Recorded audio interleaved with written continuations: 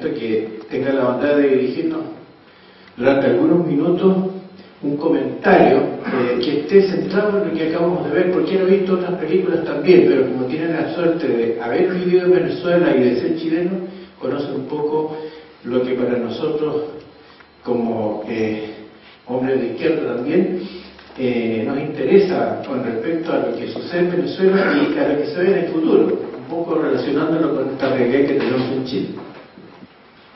En Venezuela me he enterado últimamente que este modelo llamado socialismo del siglo XXI, que se basa mucho en lo que aquí se pasó muy rápido, llamado consejos comunales, ha tenido grandes éxitos económicos. O sea, al conocer el desarrollo de los consejos comunales, yo mismo entendí mejor de qué se trata este socialismo del siglo XXI, porque el concepto es que existe una organización de las bases del pueblo, de las bases sociales, económicas, políticas, participan hasta los evangélicos, incluso sectores religiosos, de un área determinada, pero determinada no por la división política del Estado, del país, de la nación, sino que determinada por las posibilidades de producción. En Venezuela hay que entender que hay dos sociedades que coexisten, dos mercados, o sea, hay que pensar todo en dos. Entonces, los productos alimentarios principalmente se comercializan a través de redes que son del Estado, mediante una organización que se llama Mercal, algo así como la JAP que concibió el gobierno de Salvador Allende, algo así, no exactamente lo mismo. Pero el área social, o sea, el sector socialismo del siglo XXI, también tiene cadena de supermercado propia, o sea, no solo pequeños boliches en los barrios, sino que también establecimientos grandes. O sea, es una experiencia que no es exportable, no es un modelo que se pueda levantar en todos los países, porque lo que sustenta todo esto, a mi modo de ver muy personal, son dos cuestiones básicas. Una es la riqueza que ya estaba nacionalizada mucho antes que Chávez, o sea, el petróleo, desde el año 1976. Y el otro es el carácter de las Fuerzas Armadas en Venezuela. América Latina es un continente que viene luchando por mejorar las condiciones de vida de sus pueblos desde siempre, y la experiencia venezolana es una experiencia más, y es una experiencia exitosa que ha logrado sobrevivir desde el año 1998, se radicalizó precisamente después del fracaso del intento de golpe de Estado de 2002, y ya está por cumplir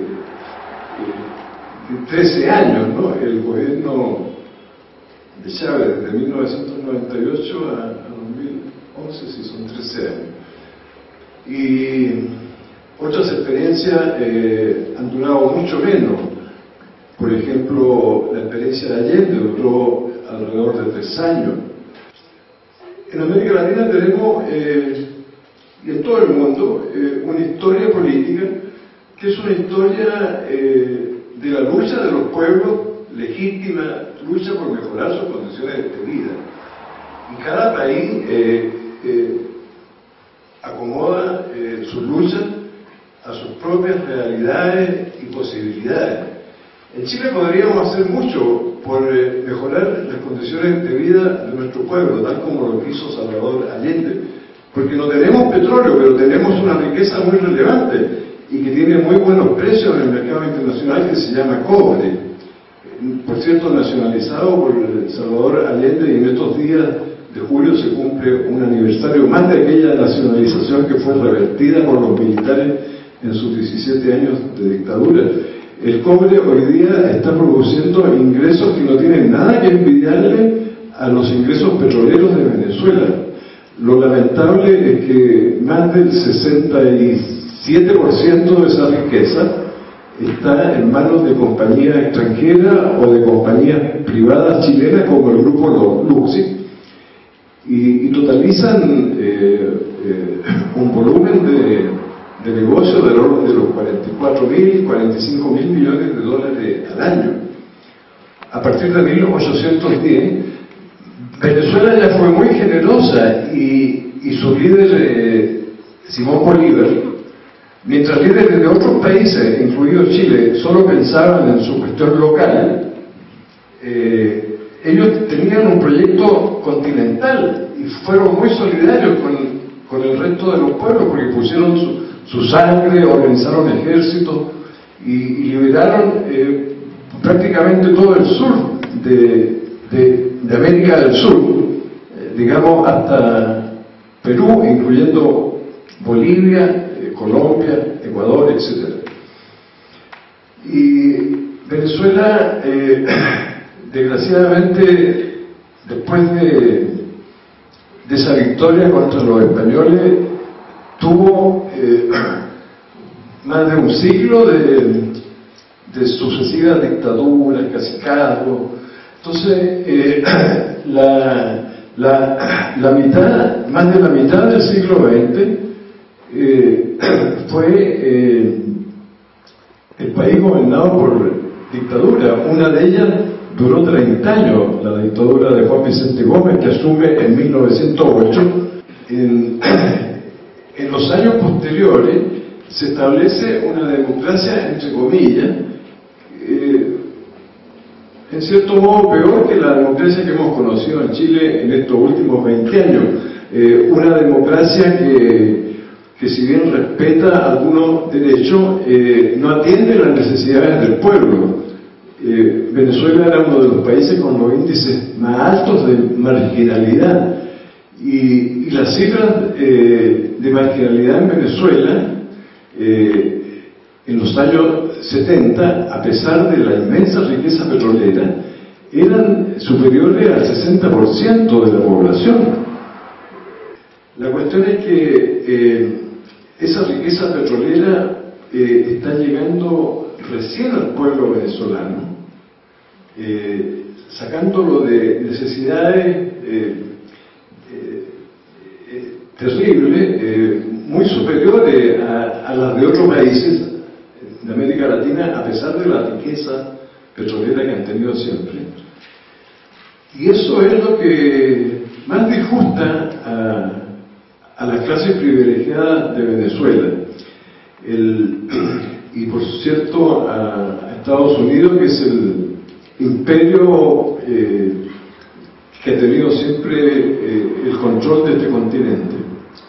Así, el esfuerzo que hacen los venezolanos por construir una sociedad diferente, tal como decían las personas que hablaban en el documental, está sujeto a cientos y cientos de vicisitudes, dificultades, conflictos internos, incluso dentro de los revolucionarios, y sobre todo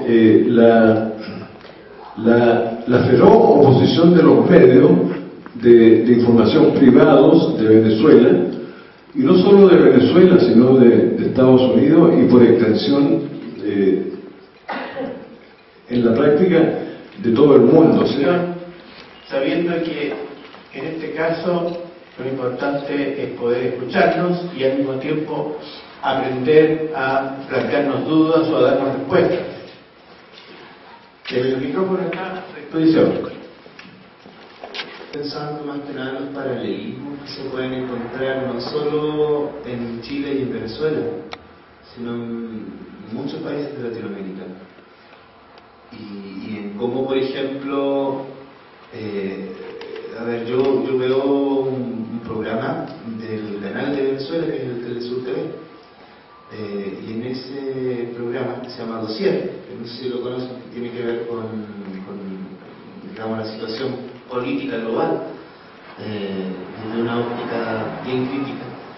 Me acuerdo que yo estaba viéndolo justo en el momento en que estaba toda la crisis de Grecia, que todavía estamos en el tema de la crisis de Grecia. Entonces, ellos también veían un paralelismo entre el Caracazo y lo que está pasando ahora en Grecia, es importante y de mucho tiempo ahí. Entonces, yo me pregunto si es un tema latinoamericano necesariamente, porque parece haber un fenómeno global que ocurre como en distintas no necesariamente sincrónico, ¿no? Pero, por ejemplo, con todo lo que está pasando hoy en día con el tema de la educación y los temas, digamos, que van surgiendo, ¿qué va a pasar ahora? ¿Cómo vamos a ver si en una de esas en Chile ocurre un cierto proceso revolucionario? ¿No? En estos momentos a mí no me parece la idea de todo descabellada. La mundialización o la globalización también, si nosotros la comenzamos a leer y a interpretar, en el fondo es la mundialización de la lucha de clases.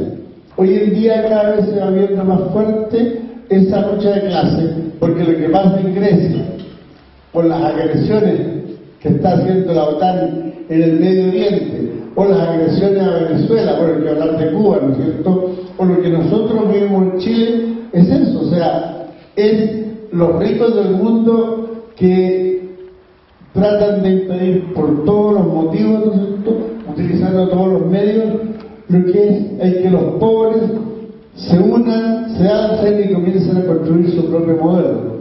Yo creo que, y en el caso particular de Chile, indudable que es la tercera generación, ¿no?, la que superó el miedo, luego la indiferencia, la que nos está comenzando a plantear que la cosa va mucho más de fondo de una beca más, de unos pesos más, sino que plantea, ¿no es cierto?, educación del Estado, recuperación del cobre y otras cosas más, y el fin del lucro, entre otras cosas. Por lo tanto, yo creo que adquiere mucha vigencia todo este proceso que estábamos viendo de ocurrido en la Revolución Venezolana. Y como la decisiva intervención de los medios de comunicación, o sea, el documental lo deja como muy claro cómo construye en realidad, y la verdad es que lo que usted decía, el tema de los militares también es impresionante, porque en algún momento ven, parece, la televisión y se van hacia el golpe, y después cuando ven la gente y bueno, que no era tal la realidad, vuelven a apoyar a Chávez. Entonces como que también eso a uno le cuesta pensar desde Chile con las características de los militares de acá, digamos, estos cambios.